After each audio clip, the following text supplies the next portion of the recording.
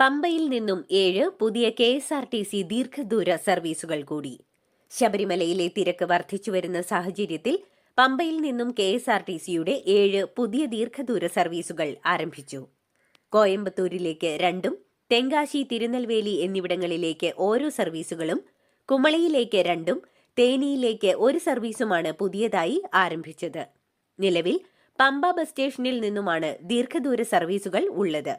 Online ticket ബുക്കിംഗിനോടൊപ്പം Pamba bus സ്റ്റേഷനിൽ നിന്നും spot ബുക്കിംഗിന് സൗകര്യവും ഒരുക്കിയിട്ടുണ്ട്.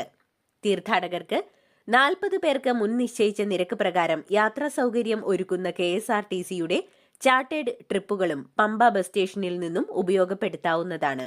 പമ്പ ത്രിവേണിയിൽ നിന്നും പമ്പ ബസ് സ്റ്റേഷനിലേക്കും തിരിച്ചും KSRTCയുടെ 2 ബസ്സുകൾ സൗജന്യ സർവീസും നടത്തുന്നുണ്ട്. KSRTC മണ്ഡലപൂജ തുടങ്ങിയതു മുതൽ ഡിസംബർ 10 വരെ പമ്പയിൽ നിന്നും 61,109 ചെയിൻ സർവീസുകളും 12,997 ദീർഘദൂര സർവീസുകളും നടത്തിയിട്ടുണ്ട്.